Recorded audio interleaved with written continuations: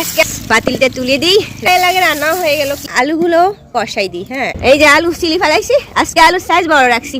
বাবা, পেঁয়াজ কম দিতে দিতে বেশি দেওয়া হয়ে যায়, কোনখান দিয়ে জানি শেষ হয়ে যায়।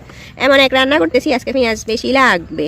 আজকে আলুর সাইজটা বড় বড় করে নিয়েছি না, আমার ছেলেরা না অনেক খুশি হয়ে যাবে। আলু প্রিয় বাবুরা আমার। এই যে পেঁয়াজ নিয়েছি, এগুলো দুই পেঁয়াজ হবে তো, আর নিমু না, বেশি দিতে পারবো না, হয়ে যাবে। একটু কাটিনি। হ্যাঁ, বাটতে হলে কাটতে হবে। এই যে কাটার কাজ শেষ, বাটার কাজ শুরু।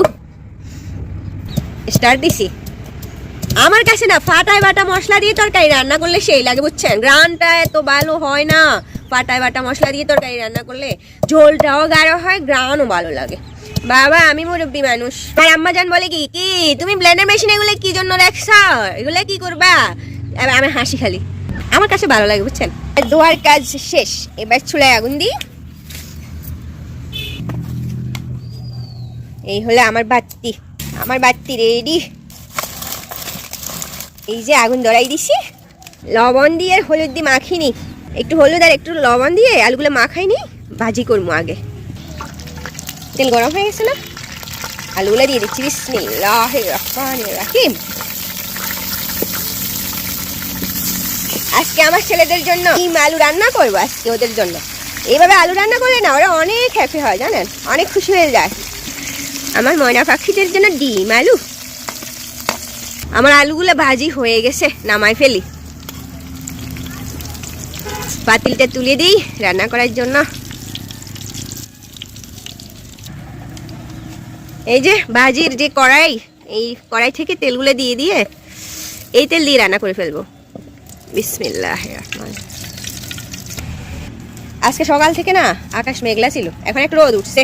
রোদ উঠলে রান্না করতে ভালো লাগে, রোদ উঠলে মাটির চুলায় রান্না করতে ভালো লাগে। শীতকালে না একটু রোদও গায়ে লাগে, রান্নাও হয়ে গেল, কি ভালো আরামে। চুলার ঝাল ঠিকভাবে জ্বললে মাটির চুলায় রান্না করতে কিন্তু আরাম আছে, বুঝছেন?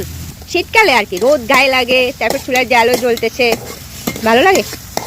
একটু পানি দিয়ে মশলাগুলো দিয়ে দিই। বিসমিল্লাহ। মশলাগুলো একটা একটা করে দিয়ে দিই না। এই যে মরিচের গুঁড়ো দিচ্ছি, হলুদ, লবণ দিচ্ছি। আজকে না আমার টমেটো নাই, কাঁচা মরিচও নাই।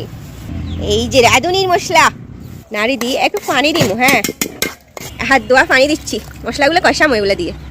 এই মশলায় আমি আলুগুলো কষাই দিই। হ্যাঁ, মশলা আলুও সারি দিই, একসাথে কষাই নেব, ঠিক আছে? ঢাকি দিয়ে কিছুক্ষণ কষাই। হ্যাঁ, এই যে এগুলো রান্না করবো আজকে আমার ছেলের জন্য। আমি পছন্দ কম করলেও আমার ছেলে না এগুলো খুব পছন্দ করে, ওদের জন্য এই সাদা মুরগিগুলো রান্না করা আর কি। ছোটটা বেশি পছন্দ করে।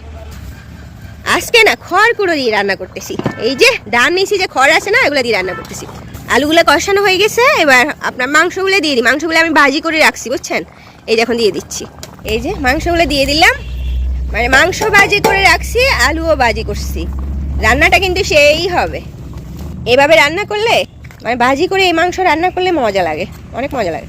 একটু পানি লাগবে, একসাথে দিয়ে দিচ্ছি, দিলাম। এই যে ডাকনা দিয়ে ডাকি দিয়ে কিছুক্ষণ রাখলে হয়ে যাবে না, এই 10 মিনিটের মতো রাখলে হয়ে যাবে। এগুলো ভাজি করা মাংস তো, ভাজি করা আলু, ভাজি করা মাংস। এবার হচ্ছে আমি এলাচ আর এগুলো দিয়ে দিচ্ছি। আমি আমার উঠানে ধনিয়া নিতে হবে, আমি কোনো বাজার থেকে ধনিয়া কিনিও না।